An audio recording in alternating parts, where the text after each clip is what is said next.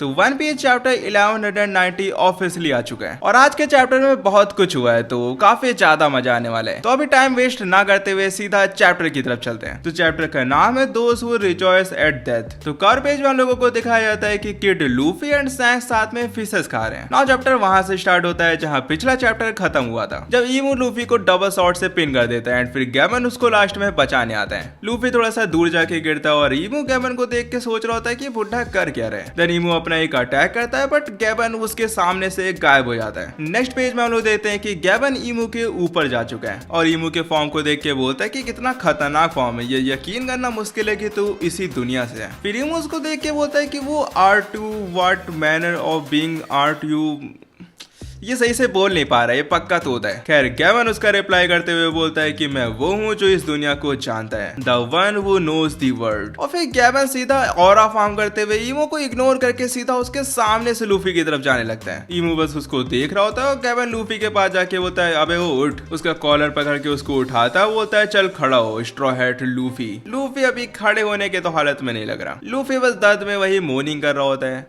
I mean not morning, लेकिन तुम्हें पता है लोग कैसा दर्द में आवाज निकालते हैं। गैबन लूफी से बोलता है कि मैं तुझसे काफी ज्यादा डिसअपॉइंटेड हूँ कि मुझे तुझे बचाना पड़ रहा है, मेरे जैसे एक इंजर्ड ओल्ड मैन को। तू बता कि क्या तुझे शर्म नहीं आ रही कि तुझे एक ऐसा ओल्ड मैन बचा रहा है जो कि पहले से इंजर्ड है। उसका मुंह दबा के वो बोलता है कि वाइट फॉर्म एम्परर, मेरे घंटे का एम्परर। ईमू पीछे से बोलता है कि ओल्ड मैन, आखिर तू ये कर क्यों रहा है? ओल्ड मैन, ये बंदा खुद 800 साल पुराना है। गैबन लूफी से बोलता है तू बता कि तू यहाँ पे मरना चाहता है? लूफी बोलता है कि I am not gonna die, let me go. Gaban उसकी तरफ देख के बोलता है कि अच्छा तू नहीं मरने वाला, तू ऑलरेडी इतना ज्यादा मर चुका है। तूने सोचा भी है कि अगर तू यहाँ पे मर जाता है तो क्या होगा? अगर तू यहाँ पे मर जाता है तो अपने फ्रेंड की कंट्री को बचा नहीं पाएगा। लूफी थोड़ा सा अब सीरियस होता है, उसकी आंखें खुलती हैं, बोलता है क्या कि मैं नहीं बचा पाऊंगा? गैबन बोलता है कि हाँ, अगर तू यहाँ पे मरता है तो ना तू अपने दोस्त की कंट्री को बचा पाएगा और ना ही अपने क्रू को। तुझे दिख नहीं रहा है कि तेरी लाइफ यहाँ पे डेंजर में है। पायरेट किंग एक ऐसा टाइटल है जो जिसको मिलता है उसके मरने पर लोग और ज्यादा खुश होते हैं, क्योंकि हर किसी को पायरेट किंग के थ्रोन पे बैठना है। गैबन उसके गर्दन को दबा के बोलता है तुझे क्या लगता है तू ऐसे मजे करते हुए इतने कम एफर्ट डाल के पायरेट किंग बन जाएगा? और फिर उसके कान में धीरे से बोलता है यहाँ ईमानदारी चलता बाबू, ना तो घरे जाके सुत्ती बाबू।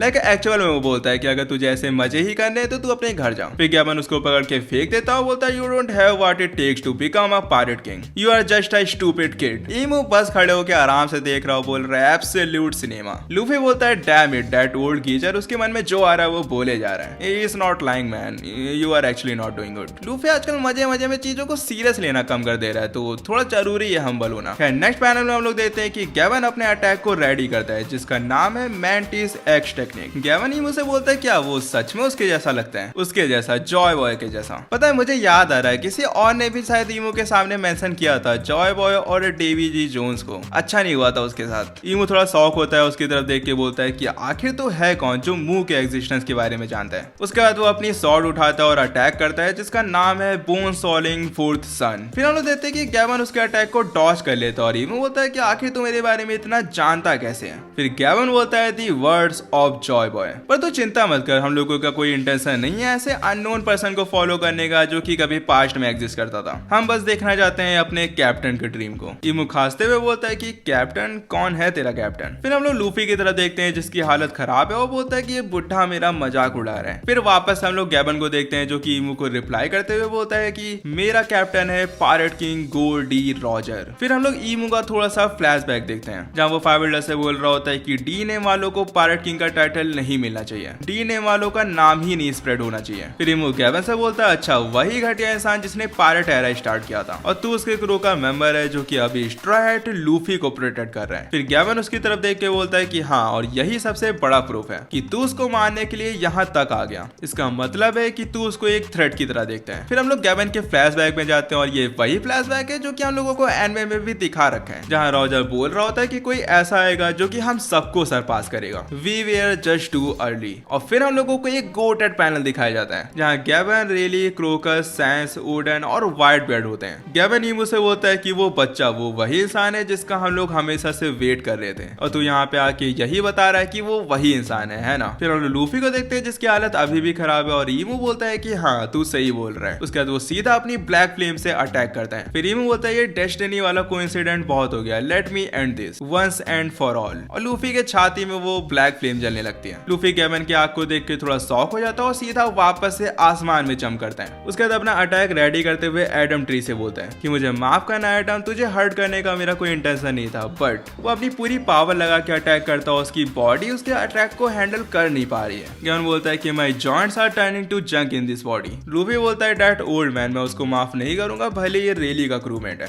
इमू भी अपना अटैक रेडी कर लेता है जिसका नाम है एनमा। फिर हम लोग गैबन को देखते हैं जो कि आसमान में एकदम हाकी रिलीज कर रहे हैं और फिर वो सीधा अटैक करता है और एडम ट्री को काट देता है। इमू भी अपनी बोन ईटर स्वॉर्ड को रेडी कर लेता है और बोलता है आखिर उस बच्चे में ऐसा क्या है जो तू उसके ऊपर इतना भरोसा कर रहा है। गैबन रुक नहीं रहा होता, उसके ऊपर अटैक करते ही जाता है। फिर इमू बोलता है तो मरने के लिए रेडी हो जा, और गैबन भी उधर से रिप्लाई करता है और तू भी। वैसे गैबन उसको अच्छा खासा डैमेज दे रहा है। इमू ने अपने आंखों से खून फेंक दिया है। खैर एडम ट्री कटने के बाद वो सीधा नीचे गिरते हैं अंडरवर्ल्ड में और उसकी आवाज सन रियम तक जाती है जहाँ पे लोकी और बाकी सब थे। फिर नामी उसाब से बोलती है क्या वो लूफी था। उसाब बोलता है नहीं वो नहीं है, वो कोई और है, कोई ऐसा जो कि बहुत ज्यादा स्ट्रॉन्ग है। और फिर हम लोग देखते हैं कि गैबन ग्राउंड पे पड़ा हुआ है और उसका हाथ कट चुका है और लूफी गैबन को देख के शॉक हो जाता है और इसी के साथ चैप्टर एंड। वैसे अगर ध्यान से देखें तो ऐसा लग रहा है कि लूफी की हालत धीरे धीरे सही हो रही है। और एक और चीज की लूफी अपने नॉर्मल फॉर्म में नहीं जा रहा है, वो गियर 5 में ही रह रहा है। तो आई थिंक उसकी गियर 5 की टाइमिंग थोड़ी सी बड़ी है। खैर हम नेक्स्ट चैप्टर में देखते हैं कि क्या होता है, कौन उसको बचाने आता है या फिर कोई नया पावर अप। खैर जो भी हो मैं कवर करूंगा, तो सब्सक्राइब कर लो। मिलता हूं तुमसे अगली वीडियो में। सायोनारा।